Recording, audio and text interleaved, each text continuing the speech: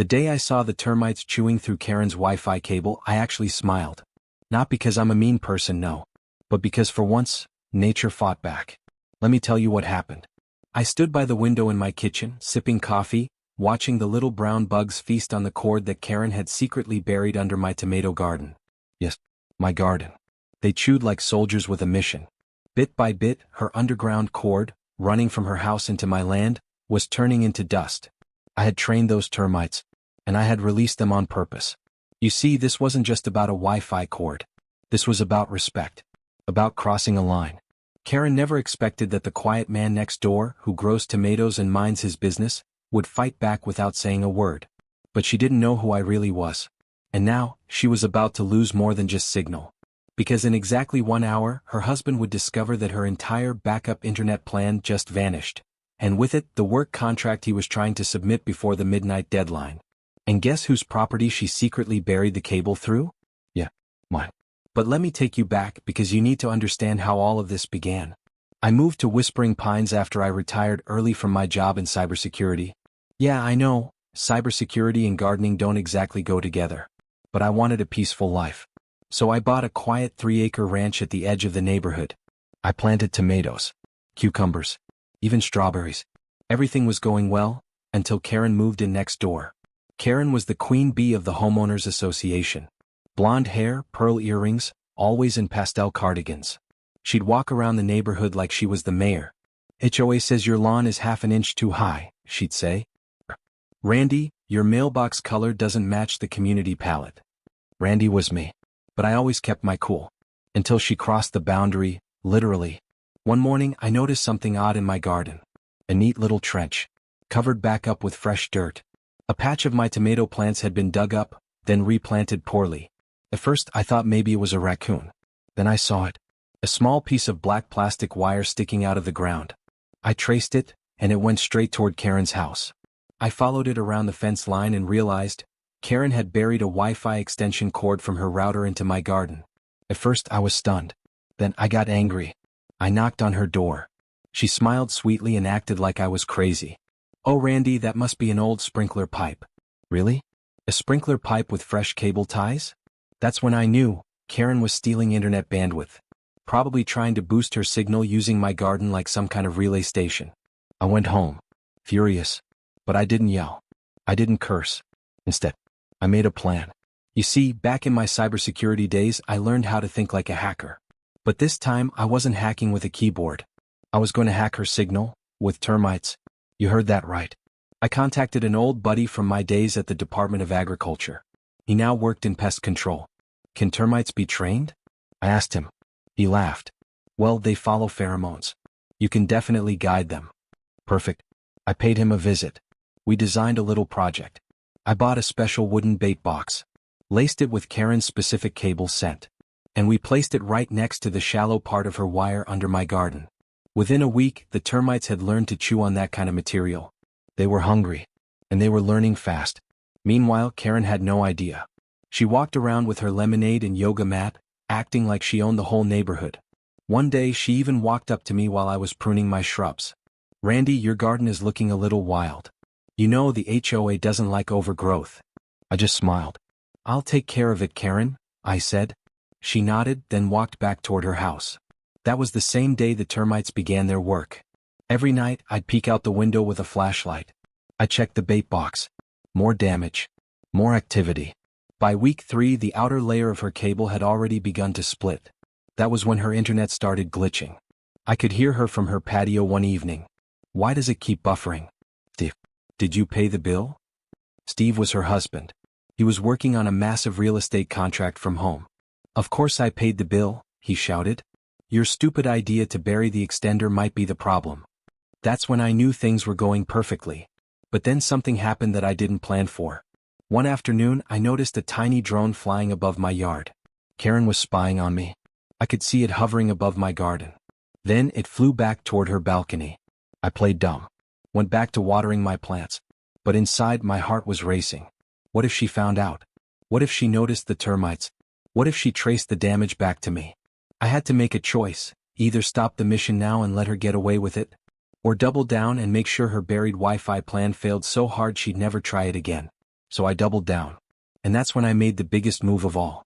I reprogrammed her smart sprinkler system to overwater the garden spot every hour, creating the perfect damp paradise for the termites. I knew her system ran through a public IP interface, and let's just say her password wasn't hard to guess. She didn't change it from the default.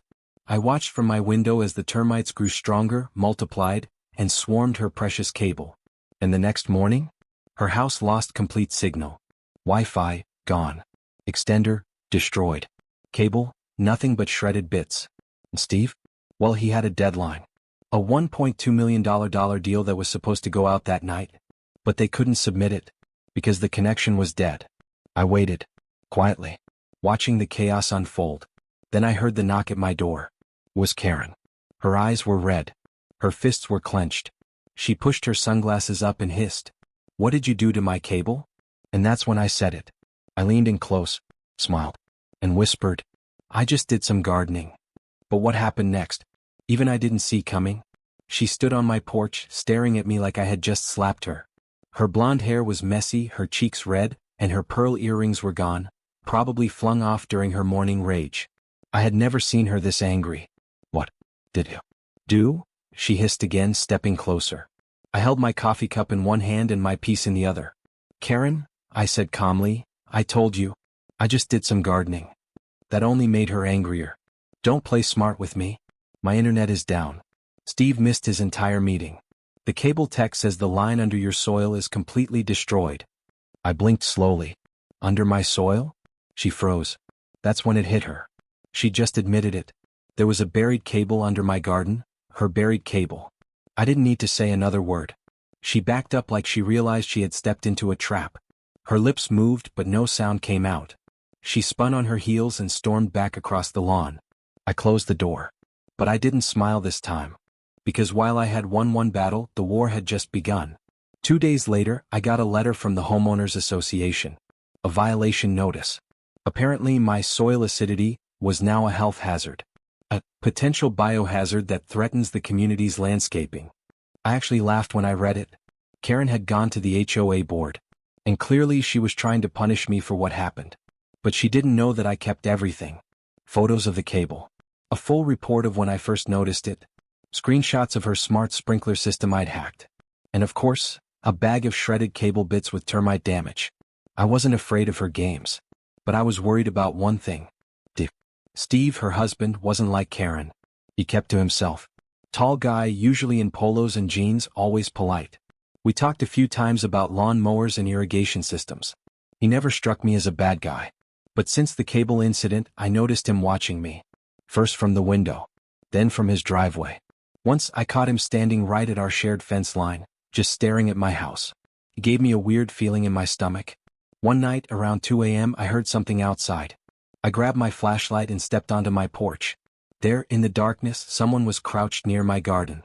They didn't run when I flashed the light. They just stood up slowly. It was Steve. He raised his hands like I had a gun pointed at him. "Whoa, Randy," he said. "It's not what it looks like." "It looks like you're trespassing," I said, calm but firm. He stepped back. "Look, man, I'm sorry about Karen. I didn't know she buried anything on your land until things went bad. But she's losing it over this. She swears you sabotaged her." I folded my arms. "She sabotaged herself, Steve." He sighed. "You don't understand what I'm dealing with. She has this image to keep. This whole HOA status thing. She can't be seen as the woman who lost signal during her husband's biggest project." He looked exhausted. "Why are you out here?" I asked. He hesitated. "I came to dig the rest of the cable out. Quietly. Just take it and end this." I stepped down from the porch.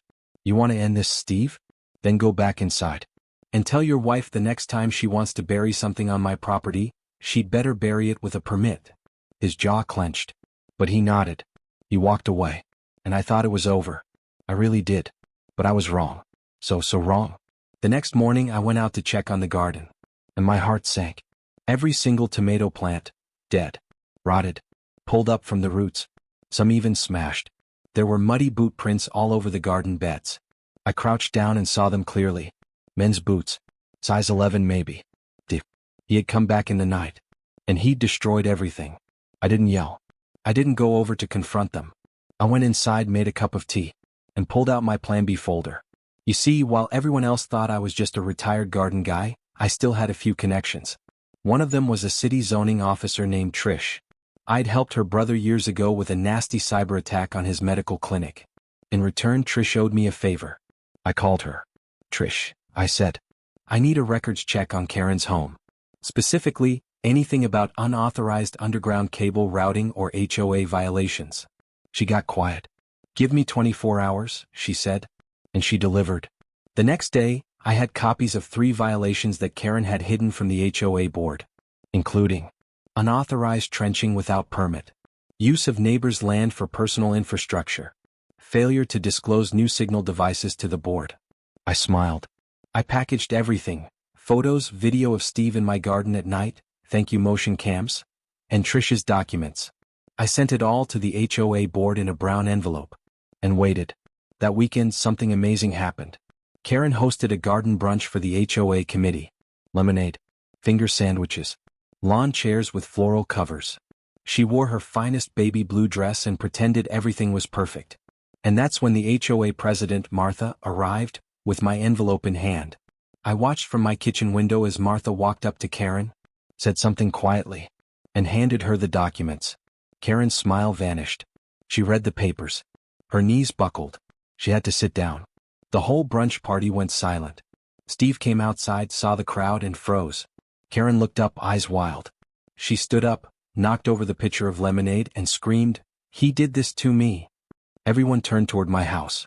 Martha calmly shook her head and said, "No, Karen. You did this to yourself." But just as I thought it was finally over, boom. A loud explosion right outside my garage. Smoke, sparks, fire. I ran out, and what I saw made my blood turn to ice. My generator was on fire. Karen had finally snapped. And this time someone could get hurt. Fire. Real fire. The thick black smoke rolled out from under my garage like a beast being let loose. I didn't even have time to grab a hose. My hands were shaking, my breath caught in my throat. My generator was burning. Sparks flew. The heat was intense. I could smell the plastic and metal melting. It wasn't just a small accident. Someone had done this. I grabbed my fire extinguisher, popped the pin, and unloaded it until the flames began to fade. But deep inside me, something else had already ignited. Karen had gone too far. The firefighters arrived within 10 minutes. By then the smoke was gone, but the damage was done. Burnt cables. Melted casing. Tools scorched beyond saving. One of the firemen, a guy named Cole, pulled me aside. "Randy," he said, "this doesn't look accidental. You notice anything strange lately?" I sighed. "Only everything." I told him about the buried Wi-Fi cord, the garden being destroyed, the HOA violations, even the termites. Cole raised his eyebrows. "Got any cameras?" "Oh yeah," I said. "Plenty." We walked into my living room and I pulled up the backyard feed on my laptop. Sure enough, 3:11 a.m. A figure appeared by the side gate, wearing all black. A hoodie, gloves. I couldn't see the face, but the body shape? Slim. Shorter than Steve. Faster than someone their age should be. And there, in the light of the motion cam, she looked right at the camera. Karen. The cops arrived next and I handed over everything. They didn't arrest her, yet. But the officer said they'd be looking into it. Typical small-town procedure. Slow. But I wasn't just waiting around anymore. I was done playing defense. That same morning I called a friend of mine, Larry. He runs a private investigations business just outside of town. Used to work for Homeland Security before he retired. "Larry," I said, "I want every detail on Karen, her past, her property history, HOA files, social media, everything." Larry chuckled. "You finally had enough, huh? Oh, you don't even know." While Larry got to work, I decided to fix the garden. It gave me peace. Something to do with my hands. But as I knelt down in the dirt, replanting the last of the cucumbers, I heard a voice behind me. "You really think you've won?" Was Karen. Standing on her side of the fence. Wearing big sunglasses and a black windbreaker. Arms folded tight. I didn't answer. She stepped closer to the fence, her voice low. "You're playing a dangerous game, Randy. You think you're so smart. But the HOA listens to me. They always have." I stood up and wiped my hands. "Then maybe they need a better leader." Her face twisted. "I'll get you back," she whispered. I stepped forward, inches from the fence. "You already did," I said. "Now it's my turn." She flinched just for a second. then stormed off. Later that evening Larry called. "Got something you're going to want to see," he said. He emailed over a PDF file, 17 pages long. Karen's HOA files were dirty. Turns out, she had created fake complaints to kick out 2 previous residents. She also had a cousin on the old zoning board who helped push illegal construction permits, for a price. But the kicker? Karen's house wasn't even fully paid for. She had been behind on mortgage payments for 6 months. And she was using HOA funds to pay for things like a personal drone, a new water fountain, and a designer outdoor sofa set. I printed every single page. I placed them in a new brown envelope. And this time I wasn't mailing it. I was going to deliver it in person, at the next HOA meeting. The meeting was held on a Thursday evening at the community clubhouse. Everyone was there, about 20 homeowners including Martha the HOA president, Steve looking like he hadn't slept in weeks, and of course, Karen. She wore a bright red blazer like she was the queen of the block. I waited until the very end when they asked if anyone had any community updates or concerns. I stood up. "I do," I said. Everyone turned toward me. "I have a concern. About buried cables. About burned property. And about financial misuse by one of our own." Karen's face went pale. I walked to the front, handed the packet to Martha and said, "These are official records, proving ongoing fraud, property violations and personal harassment." Martha's hands shook as she flipped through them. Karen stood up. "This is a setup," she shouted. "He's obsessed with me. He's crazy." But then Steve stood up too. "No," he said, his voice quiet. "He's not." Everyone looked at him. He stepped away from Karen. "I've seen it too. The secret cable. The digging. The obsession with Randy's property." She thought no one would notice, but she went too far. Karen stared at him like he'd just stabbed her. You said you'd back me?" Steve shook his head. "Not after the fire." Silence. Pure silence. Then Karen snapped. "You'll all regret this." She grabbed her purse and stormed out of the clubhouse. But as she walked into the parking lot, sirens lit up the night. Police cars pulled in. 2 officers stepped out. "Karen Walker?" one called. She froze. "Yes." "You're under arrest for arson, trespassing and property damage. Please step forward." Gasps erupted inside the clubhouse. Karen screamed, "This is his fault. He's been planning this." They cuffed her. She kicked. She yelled. They put her in the back seat of the cruiser. And I stood by the door, watching. But what nobody noticed was that Steve didn't leave with her. He stayed behind. And when he finally walked up to me, he said something I didn't expect. "I need to tell you something, Randy," he whispered. "Something about your land." I frowned. "What about it?" He looked over his shoulder, then leaned in close. "She's not the only one who buried something there." Steve's words hit me like a hammer. I stood still, barely blinking, trying to figure out what he meant. The police had just driven off with Karen in the back seat, screaming bloody murder. The HOA meeting had ended in complete shock. People whispered. Neighbors stared at me like I was the neighborhood's secret hero. But now Steve was standing in front of me, saying that. "What do you mean?" I asked, voice low. He looked around like someone might be listening. "I can't talk here," he said. "Come by my house tomorrow morning. Back porch. 9 a.m. Then he walked away. Just like that. That night I barely slept. I sat in my study, rewatching the video of Karen by my generator. Her hoodie. Her face when she looked into the camera. I thought that was the deepest secret in my backyard. But now, I wasn't so sure. What else had been hidden under my land? Why would Steve of all people wait until now to speak up? The next morning I walked across the yard just before 9. Steve was already waiting, coffee in hand, sitting on a wooden bench behind their house. Without Karen around, the place felt strangely quiet. "Randy," he said, gesturing to a chair. "Sit down. I owe you the truth." I sat, waiting. He took a breath. "You know I do contract work in real estate, right?" he began. "Yeah." "Well, a few years back, before you moved in, Karen got this idea. She wanted to boost the value of our property by pretending the land behind us, the part that now includes your garden, was part of our parcel. She claimed it had always been community land." I leaned forward. "But that land's legally mine." "I know that now," he said. "But back then?" She convinced the HOA to quietly redraw the internal maps. Not the county records, just HOA paperwork. Said it was for landscaping purposes. He sighed. Then she started burying things there. First there was a water line. Then a backup cable. One day a contractor came by to lay fiber. He said she told him it was temporary access. I didn't know she was lying. Steve, I said, heart pounding. Are you saying there's more buried under my land than just a Wi-Fi cord? He nodded slowly. A whole box, Randy. A sealed plastic storage container. About 2 feet deep. Near the corner closest to your fence. I stood up. Why? He looked down. I don't know what's in it, but I saw her put it there. She said if anyone ever finds it, she'll deny everything. I didn't waste time. 10 minutes later I was digging. Same garden spot. Near the back fence. Corner of the property. I dug past the surface, past the roots, until my shovel clunked against something hard. Plastic. I cleared the dirt carefully. There it was, a gray sealed plastic box like the kind used for tools or survival gear. I lifted it out slowly. It had a heavy-duty padlock, but nothing I couldn't crack. I pulled out my bolt cutters and snapped it open. Inside, my mouth went dry. Stacks of manila folders, labeled with HOA names, resident addresses, even bank statements. At the bottom of the box, a USB drive. I brought it inside and plugged it in.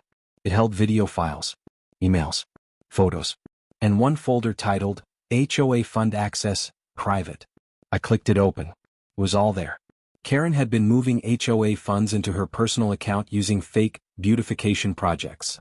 She even submitted receipts for work that never happened, like solar lighting upgrades that didn't exist, new benches that no one ever saw. Worse, some of the funds came from elderly residents who had no idea they were being double-charged. One email caught my eye. From Karen Walker. To Tom Daniels, former HOA treasurer. Subject, if Randy ever finds out, we're both finished. Burn this if you read it. Tom Daniels? He moved out 3 months before I arrived. Now it made sense. Karen wasn't just burying cables. She was burying evidence. That weekend, a community-wide emergency meeting was held. People were furious. One woman named Patty stood up, tears in her eyes. She charged my dad twice for the same fencing job. He passed away last month, and I just thought it was a mistake. Another man added, I paid for a bench project. There are no benches. Martha stood and raised her voice. We'll be calling a full audit. Legal action will follow. And as of this moment, Karen Walker is permanently banned from holding any HOA position in this neighborhood ever again. Applause erupted. Steve didn't show up. Karen was still in custody awaiting her court hearing. But just as the meeting was ending, another twist came in. One of the elderly men from the back row raised his hand. I have a question, he said. If she buried that box in Randy's land, then whose name is actually on the neighborhood title map? Martha blinked. He continued. I mean, if Karen thought that land was community property, who gave her that idea? Then he pulled out something shocking. An old HOA map. And in bold, messy handwriting was a note. Plot 33 Randy's, absorbed into Karen's east fence line, approved, temporarily, by former board head. Gasps again. What does that mean? Someone asked. Martha turned to me. Randy, we may need to recheck your land records. There may be an entire section of property that was illegally reassigned, and not just by Karen. I felt the air leave my lungs. What are you saying? I asked. She took a breath. You might own more land than you ever knew. But before we could finish the conversation, boom. A massive crashing sound from outside the clubhouse. People screamed. We ran out. And there, right in the parking lot, was a car flipped over, tires spinning. And crawling out of the passenger seat, Karen. Bruised, bloodied, and holding a USB stick in her hand. I have the real files, she whispered. And then she passed out cold. The ambulance arrived quickly. Paramedics stabilized her and rushed her to the hospital. The USB stick was recovered and somehow, it ended up in my hands. That night, I sat alone in my living room. Laptop open. USB ready. Part of me hesitated. Was this another trap? A virus? A fake? But I had to know. I clicked it open. And what I saw made my blood run cold. Folder 1, Confessions. Video files. All of them labeled with dates. I clicked the first one. It was Karen. Sitting at her desk. Talking directly to the camera. I don't know how long I can keep this up, she said. Everyone thinks I'm in control.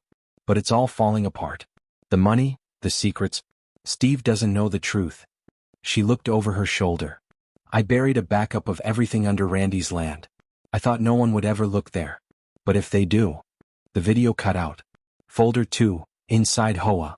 Photos of checks, receipts, secret meetings, even screenshots of private chats between HOA board members. Some of the board members had been helping her, hiding violations, ignoring complaints from neighbors. In exchange, she gave them free landscaping, small payouts, and silent promotions. Names I recognized. People who had stood right beside me during last week's emergency meeting. They were in on it too. Folder 3, Randy's Land, Truth. That one hit me hard. Inside was a scanned document. A fake land swap agreement made between Karen and the former HOA chairperson, Tom Daniels. It claimed I gave up a section of my land voluntarily in exchange for community upgrades. Only, I never signed anything like that. The signature on the form? It was forged. Right beside it was a side-by-side comparison of my real signature and the fake one. This wasn't just Karen being sneaky. This was fraud on a whole new level. The next day, I drove straight to the county records office with the USB and a printed report of everything I'd found. The officer on duty scanned through the files. "This is enough to reopen the land title case," she said. "If that signature is forged, then your original property lines stand, and Karen and anyone else involved could face charges." I nodded. "And what about the HOA board members who helped her?" She raised an eyebrow. "Looks like there's going to be a lot of new openings on that board." By the weekend, the news had spread across Whispering Pines like wildfire. Martha called another emergency meeting. This time there was no lemonade. No fancy tablecloths. Just hard truths. She stood in front of everyone holding up a manila folder. "We've received new evidence from Randy Daniels. Evidence that not only confirms Karen's misconduct, but also reveals the involvement of several current and former board members." Gasps again. Whispers. People looking at each other. Martha continued. "These individuals will be removed effective immediately. A formal vote will be held to elect an entirely new board. And an investigation will begin into the HOA's financial records for the past 5 years." Then she turned to me. "Randy, we owe you an apology and a thank you." There was clapping. Lots of it. But I wasn't smiling. Because deep inside, something still didn't feel right. After the meeting, Steve came to see me again. "She woke up," he said softly. "In the hospital?" "Yeah. But she's not making sense. She keeps talking about a hidden file. One she didn't give you." I frowned. "A file about what?" Steve shook his head. "She just keeps saying, they'll come after him if he opens it. And then she says your name." I rushed home. Plugged the USB in again. This time I searched deeper. Hidden folder. Encrypted. Password protected. But I used an old trick. Based on her previous naming patterns. I typed, Queen Karen 01. Click. It opened. One single video. Labeled, "Don't Trust Steve." I clicked it. Karen appeared again. Crying. "If you're seeing this, it means Steve is still pretending." She looked directly into the camera. "Randy, I didn't do this alone. I never planned the buried cable. Or the fire. Steve did." My breath caught. "He said if I took the blame he'd protect me. That he'd fix everything. But it was all a setup. The termites? He led me to the idea. The garden plan? His blueprint. He wanted to ruin you and take your land." She paused. "And I was stupid enough to believe him." The screen went black. I stared at my laptop for a long time. Then slowly looked up at my window, toward Steve's house. And there he was, standing at the fence, watching me. Not smiling. Just staring. I had just watched Karen's final video. She'd said it clearly. Her voice was shaky, eyes filled with regret. According to her, Steve was the real mastermind. The fire. The cable scheme. The plan to bury everything on my land. It wasn't just Karen's idea. It was his. And now he was watching me again, trying to figure out if I had seen the video. I stood up and walked outside, calm but ready. "Hey Randy," he called over. "Everything good?" "Not really," I said. "You want to come in?" I asked. "Grab a coffee?" He smiled. "Sure. That sounds nice." Inside, I placed 2 mugs on the table. "So," I said, trying to stay casual, "I've been thinking about everything that went down. Karen, the buried cord, the board, crazy stuff, right?" Steve chuckled. "Yeah. Wild ride. Funny thing though," I added, "Karen left behind a little goodbye gift." His face twitched. "What do you mean?" "A USB," I said slowly. "A video actually." He leaned back slightly. "About what?" "You." The smile faded from his face.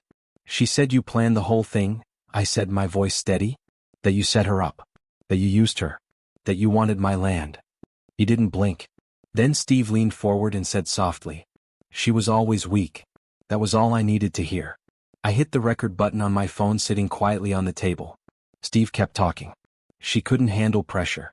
So yeah, I gave her some ideas. And yes, I wanted the land. Your lot connects directly to the hiking path. You have no idea what that's worth in resale. He took a sip of his coffee, unbothered. Karen thought she could run the show. I let her.